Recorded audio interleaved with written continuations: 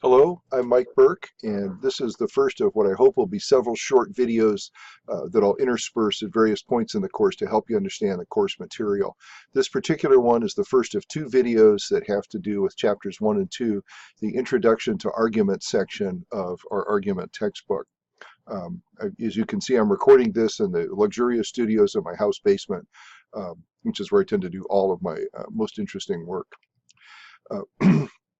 If you click on the blue link in these slides on our Blackboard site, it'll take you to a Monty Python video called the Argument Clinic, one of their most famous ones, that kind of shows you what argument is not. And I'll put a separate link to this in Blackboard as well. What that shows you is that argument is not abuse. It's not just yelling at people. It's not gainsaying what someone else says. It's not just mere disagreement. It's a much more complex and nuanced and rich and really kind of exciting subject. It comes from a Latin word argutare, which has two contrary meanings. One is to babble or chatter, not to make sense, and the other is to make clear.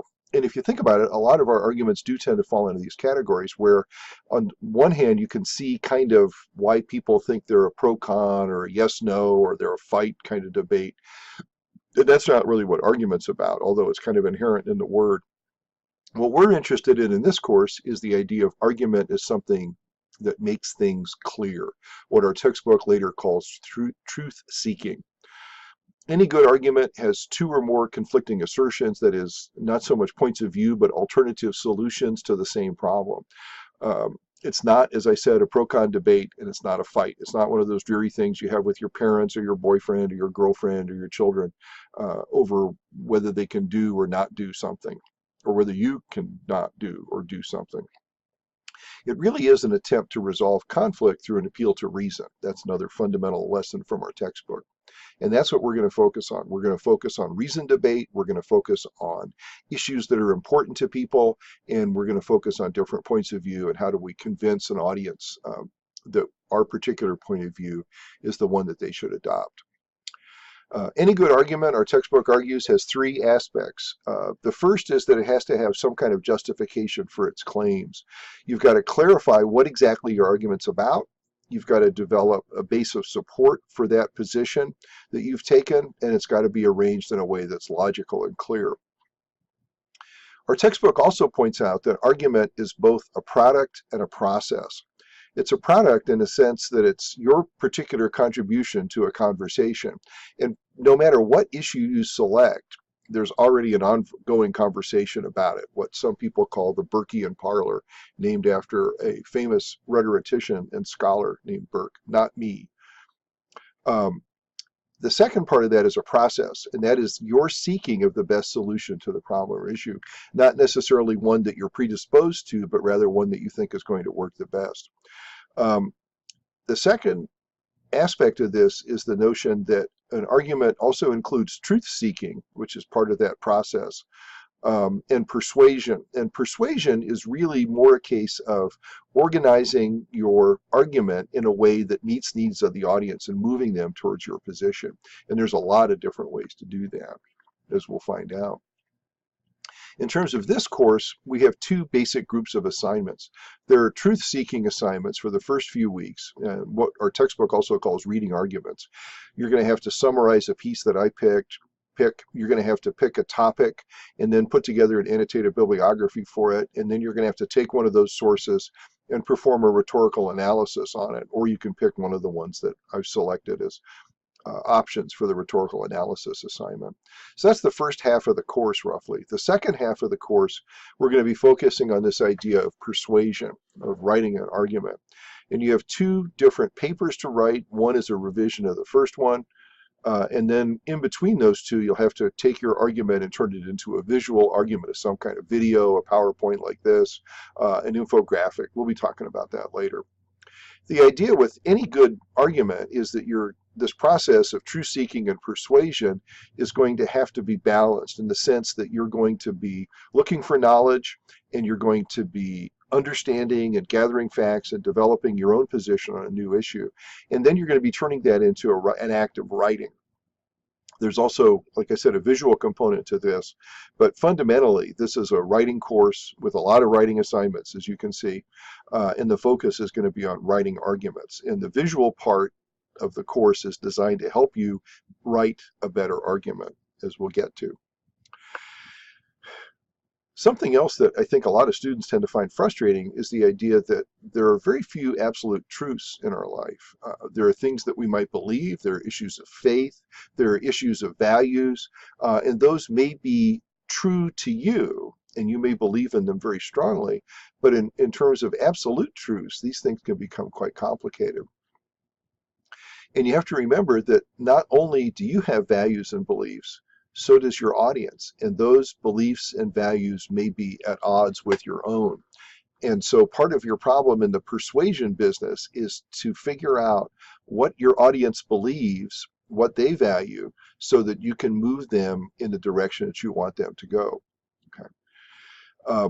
Remember that this is not so much an argument about being right. It's about establishing what the best position is given the circumstances, the facts, your own beliefs and values, the audience beliefs and values, in order to come up with a solution. So not everybody's going to agree with you. In fact, many people might disagree with you. And in fact, maybe one of the best ways to think about your argument as you start writing it is to think about an audience that is at best neutral and at worst hostile to what you believe.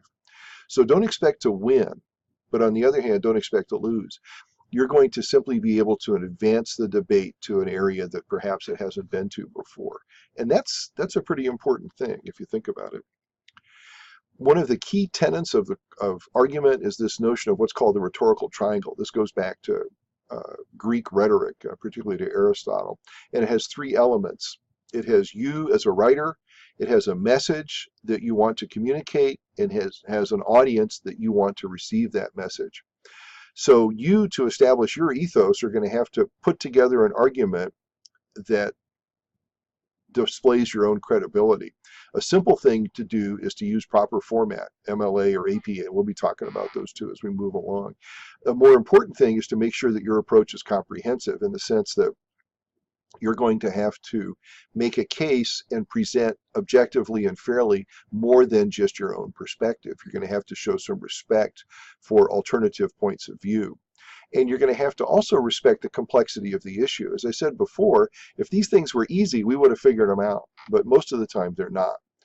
The second thing is this message part. What exactly is it that you want to say? And this is what we call an appeal to logos, an appeal to logic. And we'll be talking about that in a few more weeks. This is where you have a very clear and precise claim. You have a body of evidence that supports that. You've organized it in a logical way, and your language is objective, and it's neutral, and it's clear. Okay. The audience part, well, how do you appeal to them? We'll be talking about this extensively as well, but we call this an appeal to pathos. The idea of bringing them into the argument, appealing to their values, and overcoming their natural resistance. Well, how do you do that? Well, we'll be finding out. But this idea of the rhetorical triangle is something we're going to be coming back to over and over and over again. And yes, you might expect to see it on a quiz. What's a good topic? Any topic that you think is contestable. It could be drawn from your own experience. It could be drawn from the world around you. It could be a question that you're trying to answer, like where should you go to school? What should your major be? To something really complex like immigration policy, or what are we going to do about the opioid abuse in the United States? I've had papers on all this. I've had papers on abolishing the minimum wage. I've had papers on gun control and abortion and capital punishment. I mean, I don't restrict you on any topic, but it should be a topic that you feel you can spend some time with in an objective kind of way. If you're not quite sure what you want to do, then maybe you should try the brainstorming activity that's on pages 13 through 18 in our textbook. They give you some notions about how to do some free writing and some idea mapping. If you've got some issue that you're not quite sure how you want to articulate it, or where you stand, or what the issue might be exactly, take a chance to do those exercises and see what happens. Then after you pick a topic, start digging around. Do some Googling, ask people and see what you can find out. We're going to be doing this in a formal way for the annotated bibliography assignment, which will actually start in a week. So this is something you might want to start thinking about this week. And then also, as you're gathering information and asking people, make sure that you get multiple points of view and make sure that you gather a variety of options up. This is the end of the first video. I'll have another short video to explain chapter 2 in our textbook. Stay tuned.